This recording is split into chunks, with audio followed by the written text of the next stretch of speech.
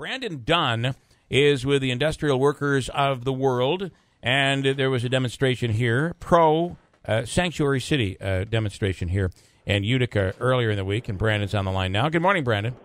Why? Hi, thanks. First of all, why Utica? Why do you think Utica should be a sanctuary city? Well, I think Utica has a great reputation of, being known not just locally but nationally as a city that loves refugees. It's gotten that nod from the United Nations, and I think we should really build on top of that good that good reputation and expand that. I guess this idea of being a refuge for not just certain migrants who have refugee status or are getting that status, but for all migrants, including undocumented immigrants. And I think a lot of people have a lot of misconceptions about, what some would call illegal immigrants. We don't use that word because we don't think any human being is illegal, and just legally speaking, it's not a criminal offense. It's more of a civil infraction. So it's not as serious as people think it is. Well, it could be. I mean, sure in fairness, I mean, if somebody's here illegally, it might mean an Australian student who decided to stay and is friendly in the community and everything's all great. It could also mean somebody that could be someone who's doing something wrong, and I think that is something worth looking at, right? Yeah, and I think the same is true of people like me who are born here. Who's my family came here 100 years ago. It's equally true with any population that most people are here and they're just trying to live their lives. They're just trying to get food on the table. Some people, U.S. citizens, undocumented immigrants, refugees, a very small minority, might be doing things that other folks in society would look down on. But the vast majority of people are just, I mean, a lot of these undocumented immigrants, they're also fleeing wars. They're also fleeing, pretty awful economic. True. Listen. I get that, but at the same time, are you driving down the road right now?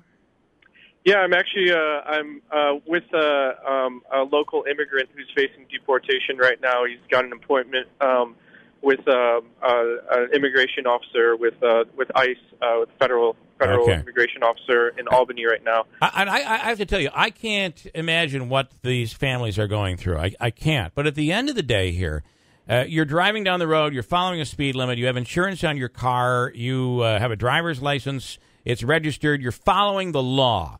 And the law is you come in here legally. To say that it's, most of them are okay. Who cares if they're not coming in legally? I don't think we can say that.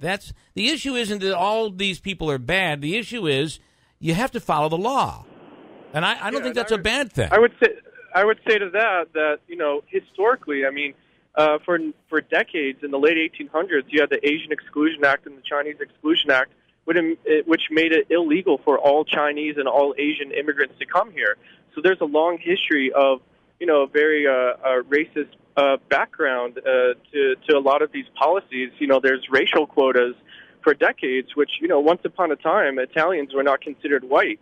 And until that time, they faced a lot of, pretty major uphill battle to get into this country. A lot of Italian immigrants, 100 years ago and even before that, they came into the country, so-called illegally. So I would really encourage people to look at that. I'm sorry. I think it's a different argument. I could be with you to say that, and believe me, I'm very moderate on this issue. I believe that our borders should be secure. However, picking these people up and throwing them out of the country is not something that I agree with. But I can't agree with you either. I mean, it seems like you feel that, hey, people should, if they feel like coming, they should be able to come. At what point do we have too many people in this country and we just can't handle this influx of people, whether they're coming from war-torn refugee countries or just wanting to come in the country to do business? At what point is enough enough?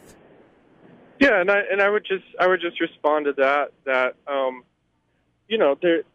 I think the U.S. has a responsibility as being the world's most powerful and wealthiest nation that's ever existed, not just in the world today, but in the history of the planet. Yeah. And that with that extreme wealth and power, that we have a modicum of of responsibility. All right, I'm gonna stop it right there, Brandon. And okay, I get that. I want you back in here. I'd like to have you in studio. I'd love it if you could bring a refugee with you. I have to go. We're out of time. I'm gonna give it to Kira right now.